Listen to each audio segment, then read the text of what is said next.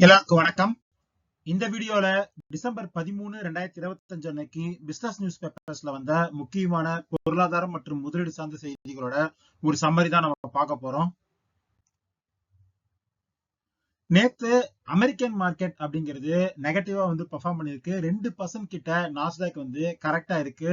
அதுக்கு மிக முக்கியமான காரணம் என்ன அப்படின்னு நம்ம பார்த்தோம்னா, ஒரு 15 டேஸ்க்கு முன்னாடி இருந்த அந்த ஏஐ ரிலேட்டட் ஃபியர் திரும்ப மார்க்கெட்ல சர்ஃபேஸ் ஆக ஆரம்பிச்சிருக்கு. அது மட்டும் இல்லாம இன்ஃபிளேஷனும் இன்க்ரீஸ் ஆயிருக்கும் அப்படிங்கிற அந்த பயமும் இன்வெஸ்டர்ஸ் கிட்ட இருக்கிறதுனால தான் நேத்து அமெரிக்கன் மார்க்கெட்ல ஒரு செல் ஆஃப் நடந்தது அப்படிங்கிற மாதிரி அப்டேட் பண்ணியிருக்காங்க. அது மட்டும் இல்லாம நாம நேத்து வீடியோலயே பார்த்தோம், ஆரக்கல் ஷேர் பயங்கரமா கரெக்டா இருந்தது. ஒரே நாள்ல 14% மேல கரெக்டா இருந்தது. அதுக்கு காரணமும் ஏஐல அவங்க ஸ்பெண்ட் பண்ண அளவுக்கு அவங்களுக்கு ப்ராஃபிட் கிடைக்கல அப்படிங்கிறதும், அவங்களோட கிளவுட் பிசினஸ்ல அவங்களோட ரெவன்யூ அவங்க நினைச்ச அளவுக்கு ரியலைஸ் ஆகல அப்படிங்கிறதும் தான். அதே மாதிரி பிராட்காம் ஷேருமே அவங்களோட ரிசல்ட்ஸ் கொடுத்ததுக்கு அப்புறம் மார்க்கெட்ல 5ல இருந்து 8% வரைக்கும் கரெக்டா இருக்காங்க. இத்தனைக்கும் அந்த கம்பெனியோட ரெவன்யூ எடுத்து பாத்தீங்க அப்படின்னா அது ரெக்கார்ட் ரெவன்யூ அந்த கம்பெனி பண்ணியிருக்கு. பட் இருந்தாலும் ஏஐ ரிலேட்டட் ப்ராஜெக்ட்ஸ்ல காஸ்ட் ரொம்ப ரைஸ் ஆகுது. அது மட்டும் இல்லாம ஓவரால் பிசினஸ்ல அந்த ஏஐ ரிலேட்டட் பிசினஸ் அப்படிங்கிறது தான் ஒரு லார்ஜ் ஷேரா இருக்கு அப்படிங்கிறதுனால இன்வெஸ்டர்ஸ் எல்லாருமே அந்த ஷேர்ல ரொம்ப காஷியஸா இருந்திருக்காங்க. ஸோ இந்த ரெண்டு கம்பெனியோட ரிசல்ட்ஸ் வந்ததுக்கு அப்புறம் ஏஐல எல்லாருமே எதிர்பார்த்த அளவுக்கு மார்ஜின் கிடைக்குமா, ப்ராஃபிட் மார்ஜின் அந்த மாதிரி ப்ராஜெக்ட்ஸ்ல ஹையா கிடைக்குமா அப்படிங்கிற டவுட்ஸ் திரும்ப ரீசர்ஃபேஸ் ஆயிருக்கு. அதனாலதான் வால் ஸ்ட்ரீட்ல நேத்து செல் ஆஃப் இருந்தது. ஸோ அதோட இம்ப்ளிகேஷன்ஸ் மண்டே நம்ம மார்க்கெட்ல இருக்கிறதுக்கான சான்ஸ் ஹெவியா இருக்கு. ஏன்னா கிஃப்ட் நிஃப்டி 113 பாயிண்ட் நெகட்டிவ்ல இருக்கு. ஸோ இந்த நேரம் அப்படியே தொடர்ந்துச்சு அப்படின்னா மண்டே மார்க்கெட் நெகட்டிவ்ல தான் ஓபன் ஆகும் அப்படின்னு நான் நினைக்கிறேன். அடுத்து கோல்டு. ஃபெட் இன்ட்ரெஸ்ட் ரேட்டை கட் பண்ணதுக்கு அப்புறம் கோல்டோட ரன் அப்படிங்கிறது டெய்லி தொடர்ந்துட்டே இருக்கு. 4150ல இருந்து 4200 அப்படிங்கிற ரேஞ்சுக்குள்ள ட்ரேட் ஆயிட்டு இருந்த கோல்டு இன்டர்நேஷனல் மார்க்கெட்ல 4300 அப்படிங்கிற அந்த லெவல டச் ஆயிருக்கு. ஸோ அதுவுமே டொமஸ்டிக் மார்க்கெட்ல பிரைஸ நல்லாவே இன்க்ரீஸ் பண்ணிருக்கு. 12,000 அப்படிங்கிற ரேஞ்சில டொமஸ்டிக் மார்க்கெட்ல இருந்தது. இப்ப 12,400 அப்படிங்கிற அந்த ரேஞ்சுக்குள்ள டொமஸ்டிக் மார்க்கெட்லயுமே சேலாக ஆரம்பிச்சிருக்கு. அதே மாதிரி சில்வர் பிரைஸும் எடுத்து பார்த்தோம் அப்படின்னா இன்டர்நேஷனல் மார்க்கெட்ல $64 அதுக்கு மேல ட்ரேட் ஆயிட்டு இருக்கு. அதே மாதிரி இந்தியன் மார்க்கெட்ல ஒரு கிலோ 2 லட்சம் அப்படிங்கிற அந்த பிரைஸுமே சில்வர் கிராஸ் பண்ணிருக்கு. அதுக்கு முக்கியமான காரணம் என்ன அப்படின்னா கடந்த ஒரு 4-5 வருஷமாவே இண்டஸ்ட்ரியல் சைடு சில்வருக்கான டிமாண்ட் அப்படிங்கிறது பயங்கரமா இன்க்ரீஸ் ஆயிருக்கு. செமிகண்டக்டர் ரிலேட்டட் அந்த சிப்ஸ் இதெல்லாம் வந்ததுக்கு அப்புறம் சில்வரோட டிமாண்ட் அப்படிங்கிறது இன்க்ரீஸ் ஆயிருக்கு. ஸோ அதை மேட்ச் பண்ண முடியல சப்ளைனால. அப்படிங்கிறதுனாலதான் இந்த பிரைஸ் ராலி நடந்திருக்கு அப்படிங்கிற மாதிரி அப்டேட் பண்ணிருக்காங்க. அடுத்து இந்தியன் மார்க்கெட் பத்தி சொல்லும்போது என்ன சொல்லியிருக்காங்க அப்படின்னா, இந்தியன் மார்க்கெட் 26,000க்கு மேல இருந்தாலும் இன்னமும் ருப்பி மேல இருக்கிற பிரஷரும் அமெரிக்கா கூட ட்ரேட் டீல் சீக்கிரமா நடக்கல அப்படிங்கிற அந்த பிரஷரும் மார்க்கெட்டை ரொம்ப பாதிக்குது அப்படிங்கிற மாதிரி அப்டேட் பண்ணியிருக்காங்க. அது மட்டும் இல்லாம எஃப்ஐஐஸ் அப்படிங்கிறது இந்தியன் மார்க்கெட்ல செல்லிங்லேயே தான் இருந்திருக்காங்க. ஃப்ரைடே கூட அவங்க 1114 கோடி ஒர்த் ஆஃப் ஷேர்ஸை நெட்டா இந்தியன் மார்க்கெட்ல செல் பண்ணியிருக்காங்க. டிஐஎஸ் 3869 கோடி கிட்ட பை பண்ணி மார்க்கெட்டை சப்போர்ட் பண்ணியிருக்காங்க. இந்த ஒரு வருஷமே முடிய போகுது. ஸோ இந்த ஒரு வருஷத்தை நம்ம எடுத்து பார்த்தோம் அப்படின்னா எஃப்ஐஐஸ் அப்படிங்கிறவங்க நெட் செல்லரா தான் இருந்திருக்காங்க. 2.77 லட்சம் கோடி ஒர்த் ஆஃப் ஷேர்ஸை மார்க்கெட்ல அவங்க செல் பண்ணியிருக்காங்க. அதே சமயத்துல டிஐஎஸ் 7.45 லட்சம் கோடி மார்க்கெட்ல பம்ப் பண்ணி தான் மார்க்கெட் இந்த லெவல்ல இருக்கு. ஸோ கிட்டத்தட்ட மோர் தென் டபுளா டிஐஎஸ் மார்க்கெட்ல பணத்தை போட்டிருக்காங்க. பட் இந்த எஃப்ஐஐ செல்லிங் அப்படிங்கிறது ரூபா மேல பிரஷரை போட்டுக்கிட்டே இருக்கு. ஏன்னா எஃப்ஐஐ செல் பண்ண மார்க்கெட்ல இருந்து டாலர் வெளியே போகும். ஸோ டாலரோட டிமாண்ட் அப்படிங்கிறது இன்க்ரீஸ் ஆகிறதுனால டாலரோட வேல்யூ இன்க்ரீஸ் ஆகி ரூபா திரும்பவும் ஒரு புதிய லோ அட்டைன் பண்ணிருக்கு. 90.58 அப்படிங்கிற ரேஞ்சில இப்ப ரூபா இருக்கு. அடுத்து இந்த இன்வெஸ்ட்மெண்ட் ரிலேட்டட் விஷயத்துல இப்ப இன்வெஸ்டர்ஸ் பேங்க்ல டெபாசிட் பண்றது அப்படிங்கறத வெகுவா குறைச்சிருக்காங்க.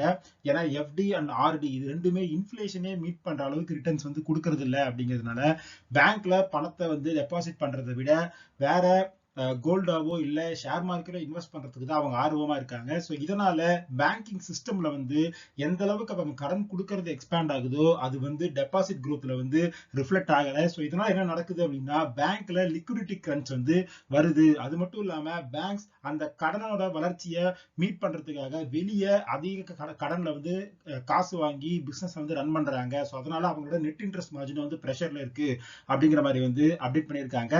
அடுத்து சிஎல் ப்ராடக்ட்ஸ், இவங்க வந்து ஒரு ஃபேமஸான காஃபி மேக்கர். நீங்க வந்து டிமார்ட் இந்த மாதிரி இடத்துக்கு போனீங்கன்னா இவங்களோட அந்த ப்ராடக்ட் வந்து நாம வந்து பார்க்கலாம். ஸோ இது வந்து கான்டினென்டல் காஃபி அப்படிங்கிற அந்த பிராண்ட்ல வந்து சேல் பண்ணுவாங்க. இப்போ இவங்க என்ன சொல்லியிருக்காங்க அப்படின்னா நாங்க காஃபியை தாண்டி ஃபுட் அண்ட் பீவரேஜ்ல ஒரு பெரிய பிளேயரா வரதுக்கான விஷயங்களுக்கு வந்து ஒர்க் பண்ணிட்டு இருக்கோம் அப்படிங்கிற மாதிரி அப்டேட் பண்ணியிருக்காங்க. இந்த நியூஸ் வந்ததுக்கு அப்புறம் ஷேர் வந்து 6% கிட்ட வந்து அப்பா இருக்கு.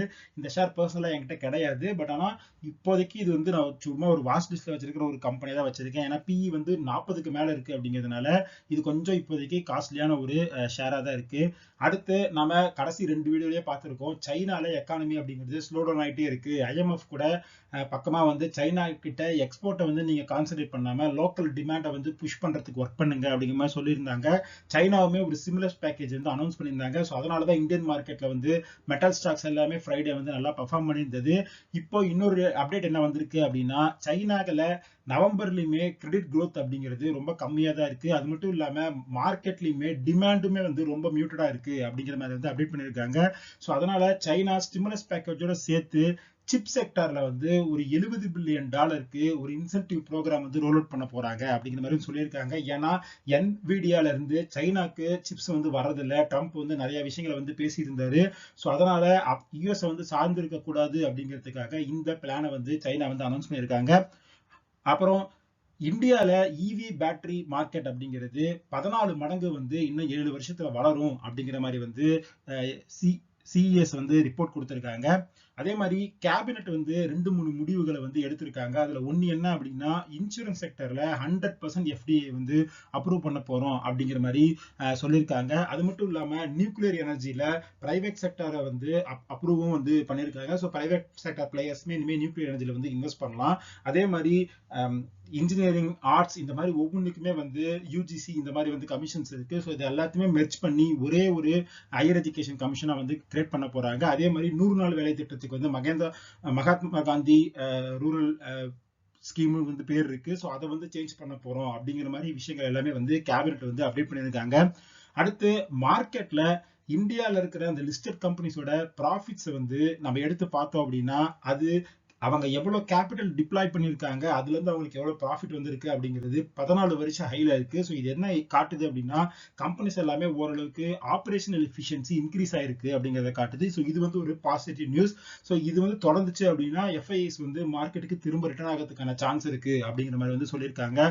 அடுத்து நம்ம நேற்று வீடியோல பார்த்தோம், மெக்சிகோவுமே 50% டேரிஃப் இந்தியா அண்ட் சைனா மேல வந்து போட்டிருந்தாங்க. ஸோ இதனால இந்தியால இருந்து போற auto, smart phones, steel products, garments, aluminium இது ரிலேட்டடான எக்ஸ்போர்ட்ஸ் எல்லாமே வந்து கொஞ்சம் ஹிட் ஆகும் அப்படிங்கிற மாதிரி அனலிஸ்ட் எல்லாருமே சொல்லியிருக்காங்க.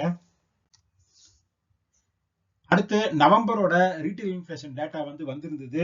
அக்டோபர்ல 0.25% தான் வந்து இன்ஃபிளேஷன் இருந்தது. ஆனா நவம்பர்ல அது கொஞ்சம் அப்பாகி 0.7 அப்படிங்கிற மாதிரி ரேஞ்சில் வந்து இருக்கு. பட் ஆனா இது வந்து லோ தான். போன மாசத்தோட கம்பேர் பண்ணும்போது இன்க்ரீஸ் ஆயிருந்தாலும் ஓவராலா இந்த ஃபிகர் அப்படிங்கிறது கொஞ்சம் மாடரேட்டான ஒரு ஃபிகர் தான். அது மட்டும் இல்லாம ஃபுட் இன்ஃபிளேஷன் அப்படிங்கறத மட்டும் எடுத்து வச்சு பார்த்தோம்னா தொடர்ந்து 6வது மாசமா அது நெகட்டிவ் ஜோன்ல தான் இருக்கு. அடுத்து JSW எனர்ஜி வந்து என்ன சொல்லியிருக்காங்க அப்படின்னா நாங்க ப்ரெஃபரன்ஷியல் இஷ்யூஸ் மூலமா 13,000 கோடி வந்து ரைஸ் பண்ண போறோம் அப்படிங்கிற மாதிரி சொல்லியிருக்காங்க. அதுல ப்ரமோட்டர்ஸ் மட்டுமே 3,000 கோடி வந்து இன்ஃபியூஸ் பண்ண போறாங்க. அதை வச்சு நாங்க எங்களோட கம்பெனியை நிறைய கேபெக்ஸ் ஆபரேஷன் பண்ணி 30 ஜிகாவாட் கெப்பாசிட்டியை 2030க்குள்ள நாங்க வந்து அட்டைன் பண்ண போறோம் அப்படிங்கிற மாதிரி JSW வந்து அனௌன்ஸ் பண்ணியிருக்காங்க. அடுத்து இந்த ஐசிஐசிஐ ப்ரூடென்ஷியல் ஏஎம்சி, ஸோ அவங்களோட சப்ஸ்கிரிப்ஷன் வந்து ஓப்பன் ஆயிருந்தது ஃப்ரைடே. டே 1ல 72% வந்து இந்த ஆஃபர் மார்க்கெட் சப்ஸ்கிரைப் ஆயிருக்கு. இந்த நவம்பர்ல ஹோல்சேலருக்கு வர அந்த சேல்ஸ் அப்படிங்கிறது ஆட்டோ செக்மெண்ட்ல எடுத்து பார்த்தோம் அப்படின்னா அது லாஸ்ட் இயரோட கம்பேர் பண்ணும்போது 20% வந்து இன்க்ரீஸ் ஆயிருக்கு. அதுக்கு முக்கியமான காரணம் இந்த ஜிஎஸ்டி ரேட் கட், அதுக்கப்புறம் இந்த ஃபெஸ்டிவல் சீசன், இந்த 2 டைம்ல வந்து பயங்கரமான சேல்ஸ் வந்து ஆட்டோமொபைல் செக்டர்ல இருந்துச்சு. அப்படிங்கிறதுனால டீலர்ஸ்க்கு வர டிஸ்பேச்சஸ் வந்து இன்க்ரீஸ் ஆயிருக்கு. ஸோ அதுலயும் குறிப்பா ஸ்கூட்டர் ரிலேட்டட் அந்த வெஹிக்கிள்ஸ் வந்து 30% கிட்ட வந்து லாஸ்ட் இயரோட இந்த இயர் வந்து இன்க்ரீஸ் ஆயிருக்கு. பேசஞ்சர் வெஹிக்கிள் செக்மெண்ட்டுமே 18.7% வந்து இன்க்ரீஸ் ஆயிருக்கு அப்படிங்கிறத வந்து அப்டேட் பண்ணியிருக்காங்க. அடுத்து நாம அடிக்கடி நியூஸ்ல வந்து இப்போ ரீசெண்டா வெயிட் லாஸ் அண்ட் டயபெட்டிஸ் இது ரிலேட்டடான ட்ரக்ஸ் வந்து நியூஸ்ல வந்து வந்துட்டே இருக்கு. அதுல 2 பெரிய குளோபல் பிளேயர்ஸ் அப்படின்னா ஒன்னு வந்து நோவோ நார்டிஸ்க், இன்னொன்னு வந்து எலி லிலி.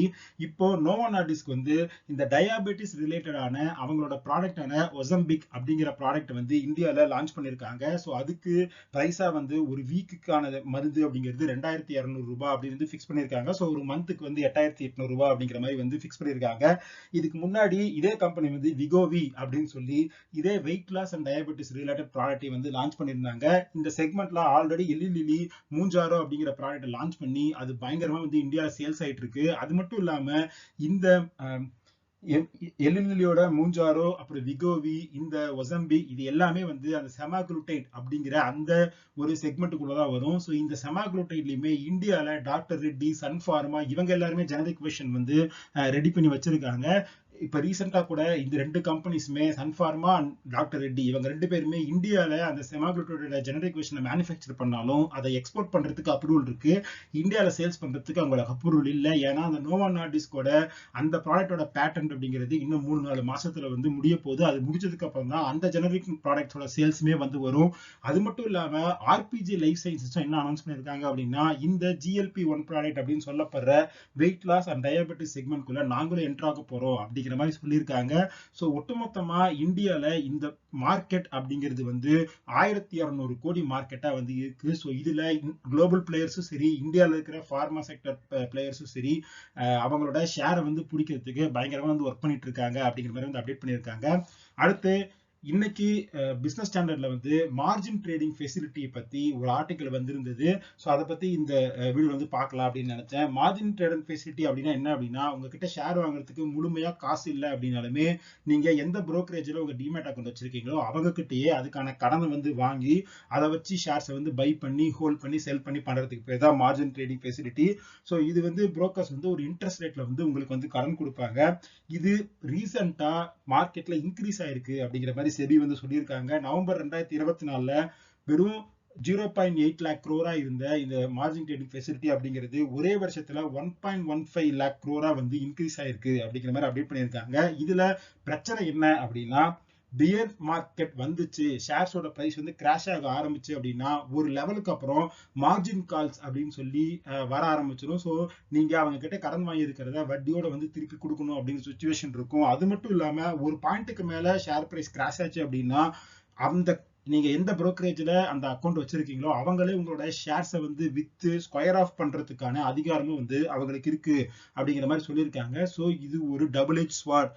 இதுல ஒரு தெளிவான வந்து புரிதல் இல்ல அவங்க இன்ட்ரெஸ்ட் ரேட்ல என்னென்ன சார்ஜஸ் வந்து பண்றாங்க அப்படிங்கிறத பத்தி உங்களுக்கு புரியல அப்படின்னா இந்த மார்ஜின் ட்ரேடிங் ஃபெசிலிட்டியை பண்ணாதீங்க. ரீட்டைலர்ஸ்க்கு இது உகந்தது கிடையாது அப்படிங்கிறது தான் இந்த ஆர்டிக்கல்ல சொல்லியிருக்காங்க.